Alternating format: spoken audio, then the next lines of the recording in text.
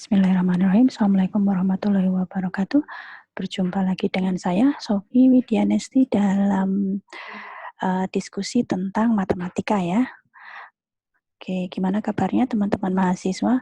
Semoga baik-baik saja dan selalu dalam lindungan Allah ya.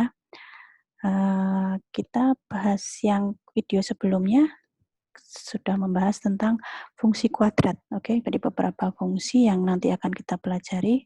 Kemarin sudah fungsi linear, kemudian fungsi kuadrat. Hari ini kita akan membahas tentang fungsi eksponen dan fungsi logaritma. Ya, sedikit pembuka untuk yang kemarin. Kita sudah belajar tentang fungsi kuadrat. Ya. Fungsi kuadrat bentuknya adalah seperti ini, ax kuadrat plus bx plus c ya. Dengan a, b, c-nya itu adalah anggota bilangan real. Nah, tetapi ada satu syarat, yaitu a-nya tidak boleh sama dengan 0. Kenapa a tidak boleh sama dengan 0? Ketika a sama dengan 0, maka variabel x kuadrat menjadi hilang ya. Nah, ketika seperti ini, maka dia justru menjadi suatu fungsi linear. Ya, makanya syarat suatu fungsi dikatakan fungsi kuadrat adalah ketika a-nya tidak sama dengan 0. Nah, itu.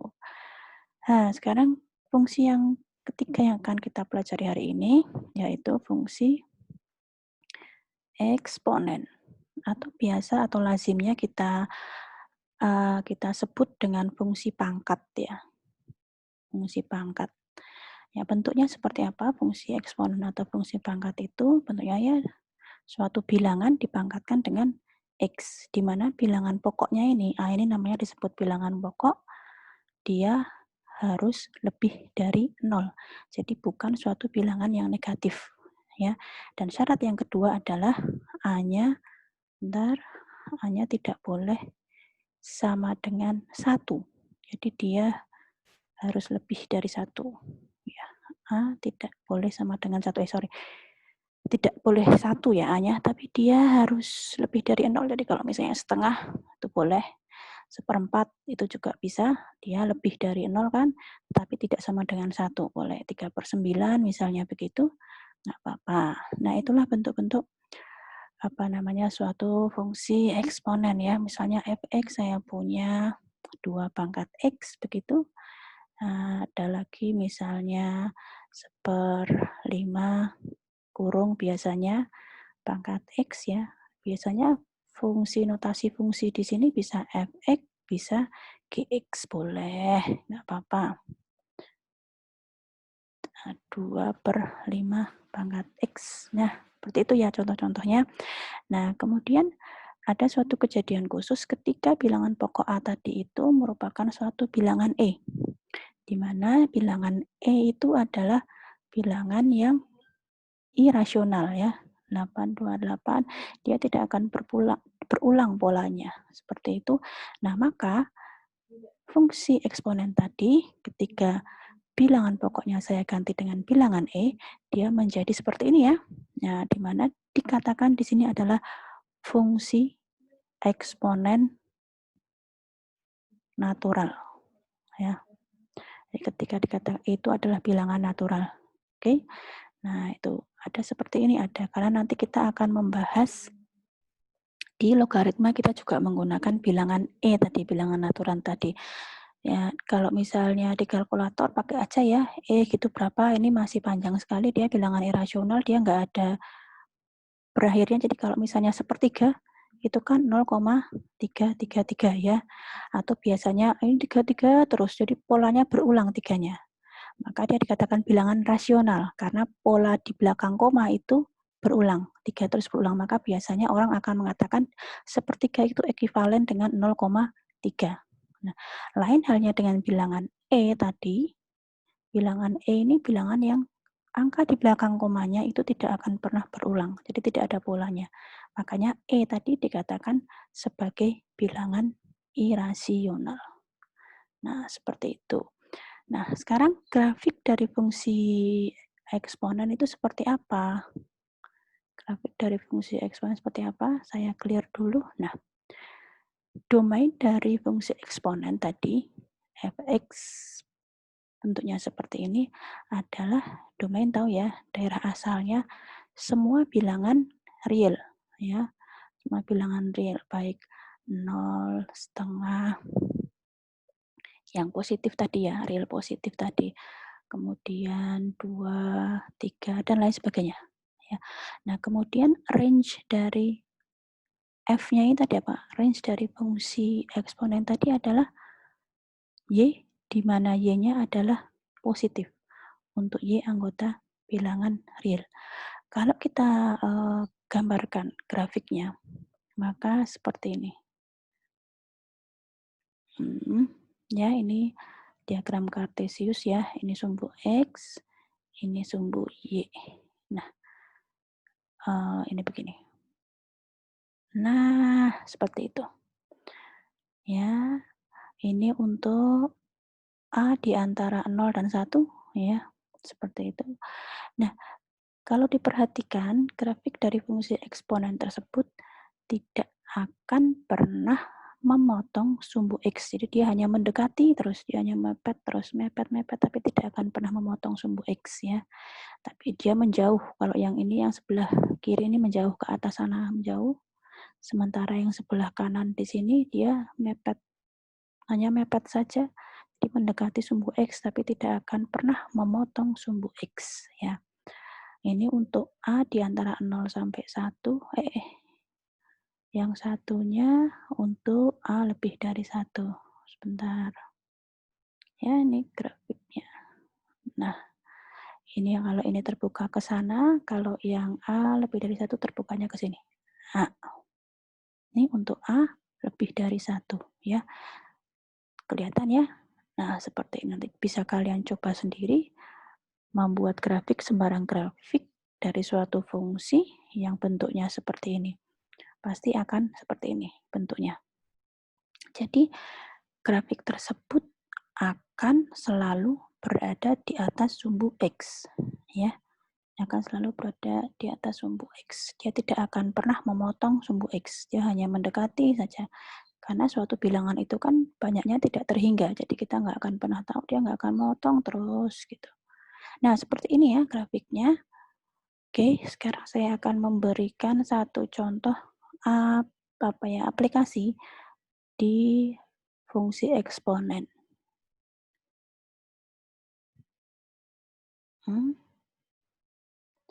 Oke, baik. Ini ya, saya beri contoh. Saya bacakan. Di sini ada suatu kadar obat dalam plasma CP ya, di mana satuannya adalah miligram per L liter. Per L merupakan jumlahan dua fungsi eksponen ya. Jumlahan dua fungsi eksponen terhadap waktu yang dinyatakan dengan nih, saya kodai ya. Ini adalah fungsi eksponen kadar obat dalam plasma CP. Ya, di mana CP0, ini bukan O tapi 0, CP0 itu adalah konstantanya. Kemudian KE, ini yang di atas ini, KE, ya, itu adalah konstanta kecepatan eliminasi, satuannya per jam. Kemudian ini dikalikan T, T-nya adalah waktu di sini. Kemudian dikurangi E pangkat negatif KA, di mana KA itu adalah konstanta kecepatan absorpsi, di mana satuannya adalah per jam dikalikan dengan T. Ya. Kemudian ada suatu kasus, ketika saya punya CP0-nya adalah 13,3, kemudian KE-nya adalah 0,15 per jam, dan KA-nya adalah 1,5 per jam. Tadi KA-nya adalah 1,5 per jam ya. Nah, kemudian pertanyaannya adalah tentukan kadar obat dalam plasma tersebut pada waktu T-nya 4 jam. Ya, ini pertanyaan. Maka kita jawab. Oke. Kita tulis kembali ya fungsi eksponennya. Ini adalah CP0, E pangkat K negatif KE dikali T adalah waktu, dikurangi E pangkat negatif KA dikali T. Nah, tadi kita punya CPO-nya adalah 13,3. E pangkat KE-nya tadi negatif, KE 0,15.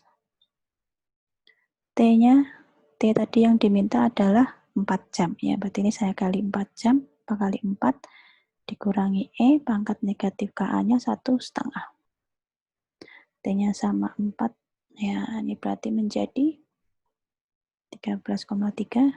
E pangkat negatif 0,6 dikurangi E pangkat negatif 6. Nah, ini silakan kalian pakai kalkulator untuk menghitung E-nya ya, E pangkat negatif 0,6 dikurangi E pangkat negatif 6. Nanti kalian akan menemukan 7,266. Boleh pakai kalkulator tidak apa. Nah, seperti ini ya. Karena kalau pakai E pangkat itu pasti pakai kalkulator ya, tidak bisa kita nggak pakai kalkulator. Nah, ini ketemu ya.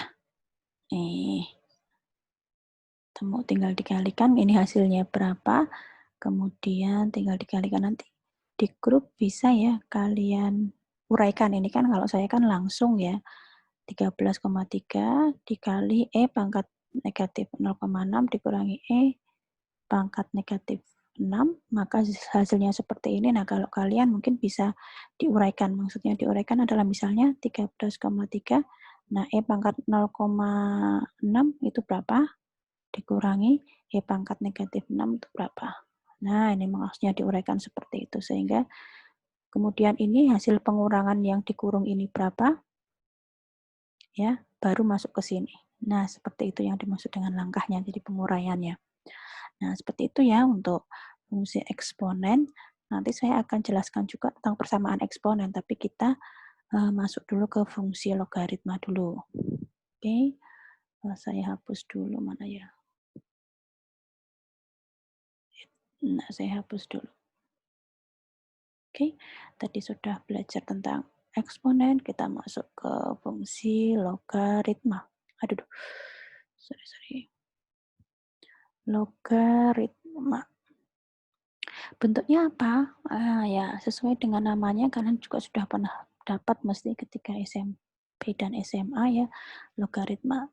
Logaritma X dengan basisnya A. Seperti itu ya. Di mana syaratnya kembali adalah A positif dan A tidak sama dengan 1. Ya. A ini tadi saya bilang basis ya. Basis, jadi istilah saja. Basis fungsi logaritma. A ini basis, jadi artinya logaritma X basis A. Logaritma 5X basis 10. Nah, logaritma 2X plus 1 basis 6, misalnya seperti itu. Nah, bisa ya, jadi basisnya. Bacanya seperti itu. Nah, ketika basis tadi, A tadi, saya rubah menjadi sama ya, bilangan natural tadi, E tadi, maka fx ini akan berubah menjadi seperti ini.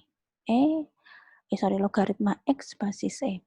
Biasanya, ketika suatu logaritma punya basisnya E, seperti ini bilangan natural, kalian mengenalnya dengan ln X, ya, atau logaritma natural X. Nah, fungsi logaritma natural X, jadi fx-nya adalah ln X. Jadi ln X itu adalah terjadi ketika suatu persamaan logaritma atau suatu fungsi logaritma di mana basisnya adalah suatu bilangan natural. Oke. Nah, gitu ya. Oke, sekarang kalau misalnya grafiknya seperti apa kalau logaritma? Kalau tadi eksponen itu dia grafik tersebut pasti berada di atas sumbu X ya. Dia tidak akan pernah memotong sumbu X grafiknya. Nah, kalau logaritma seperti apa? Domainnya dulu. Domain dari logaritma adalah domainnya tentu X ya.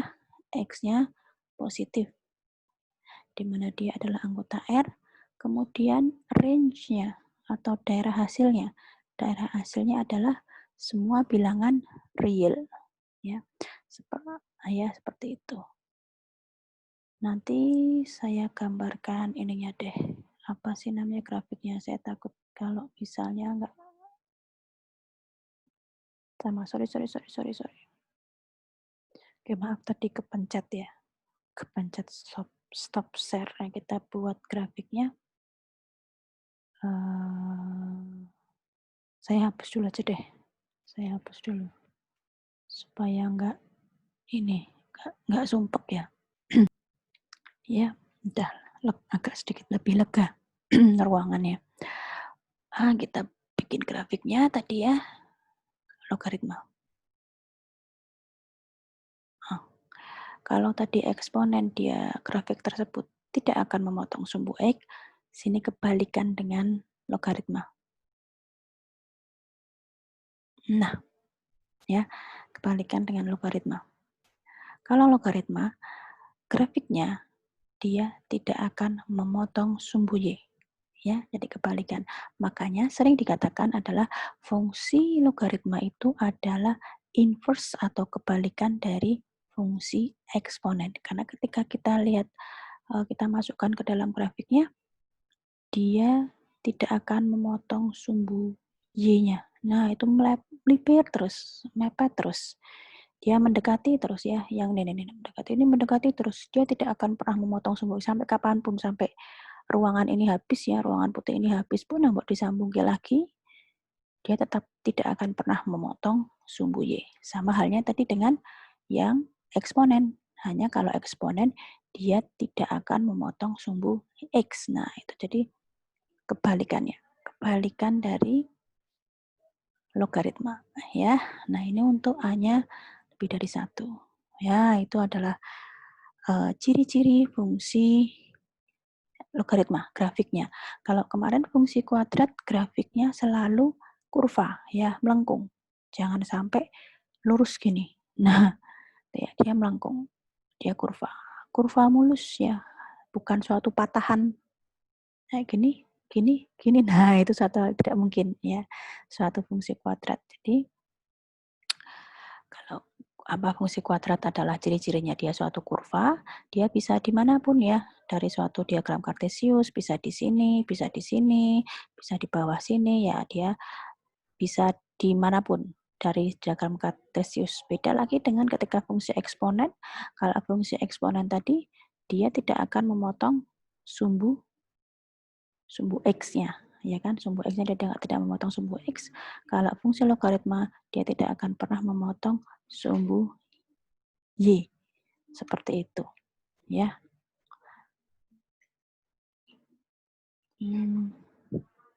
Oke, itu tadi ya fungsi eksponen. Yang ini tadi dia nggak akan pernah memotong sumbu X. Kalau fungsi logaritma, dia tidak akan pernah memotong sumbu Y. Nah, kelihatan sekali bahwa dari grafik saja sudah terlihat bahwa logaritma itu adalah inverse dari fungsi eksponen ya. Jadi kalau saya punya fungsi, misalnya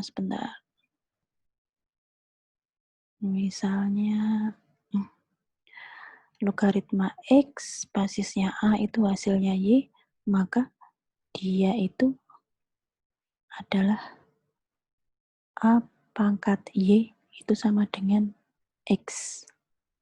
Ya. Kalau misalnya saya punya berapa ya? 2 logaritma 2X sama dengan 4 misalnya, seperti itu, maka bisa saya rubah menjadi 2 pangkat 4 itu sama dengan 2X. Nah, seperti ini. Nanti kita bisa menemukan X-nya berapa, ya kan? 2 pangkat 4 itu berarti berapa? 2 pangkat 4. 4 kali 4, 16 ya. 16 2X. Berarti X-nya adalah 16 bagi 2.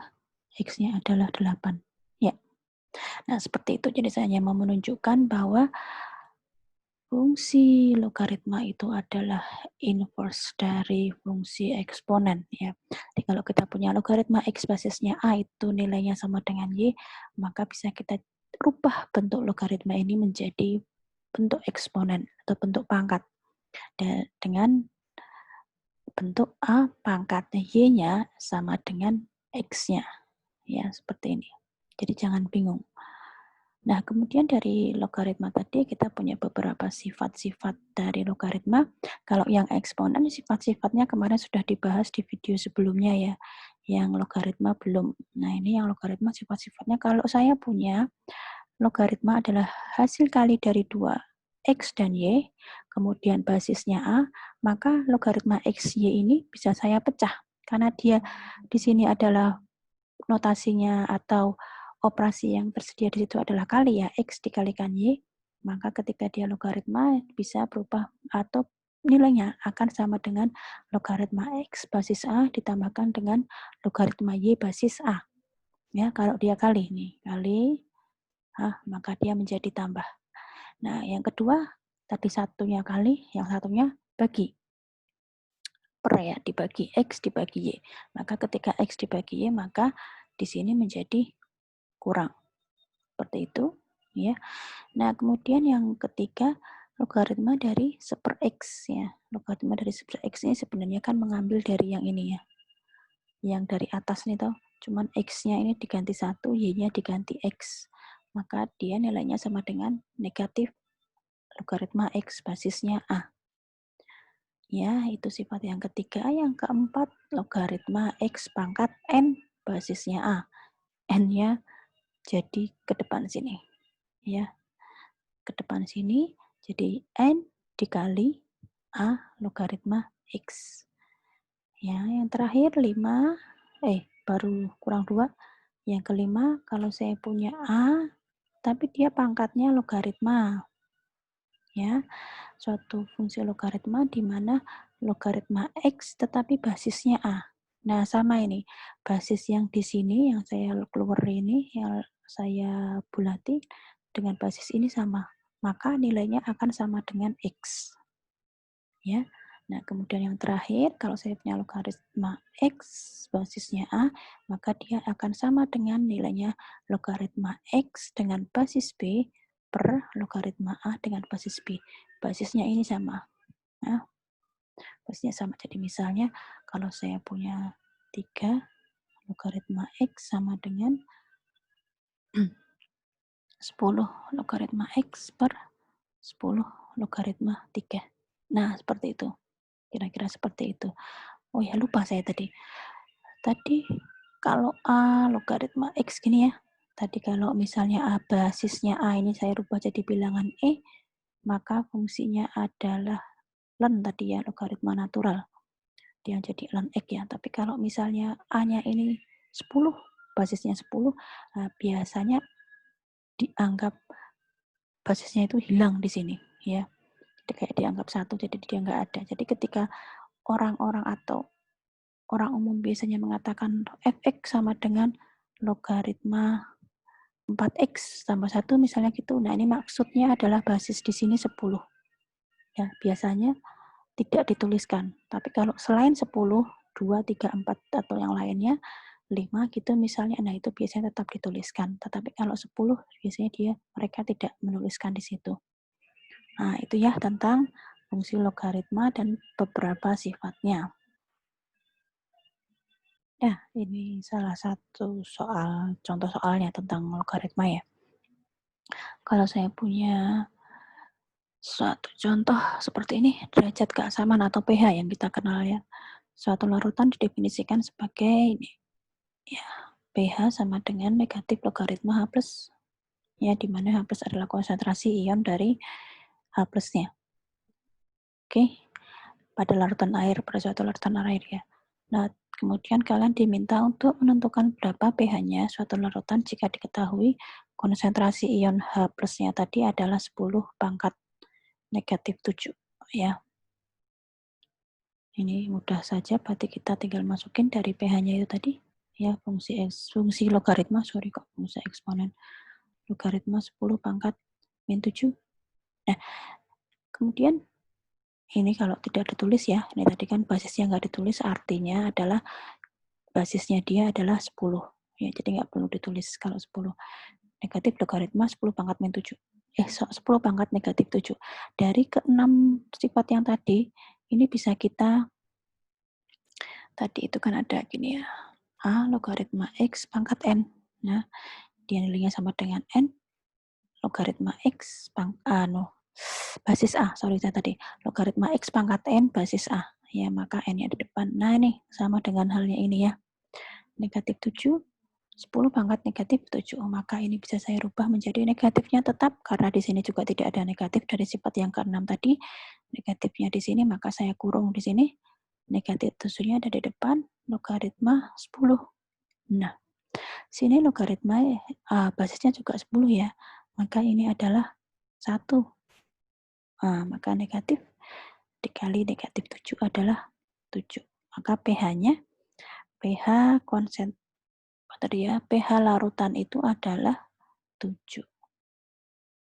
Ya, jadi ini saya peroleh, kok dari sini muncul ini, saya peroleh dari sifat yang ke-6 tadi. Sifat yang ke-4, salah.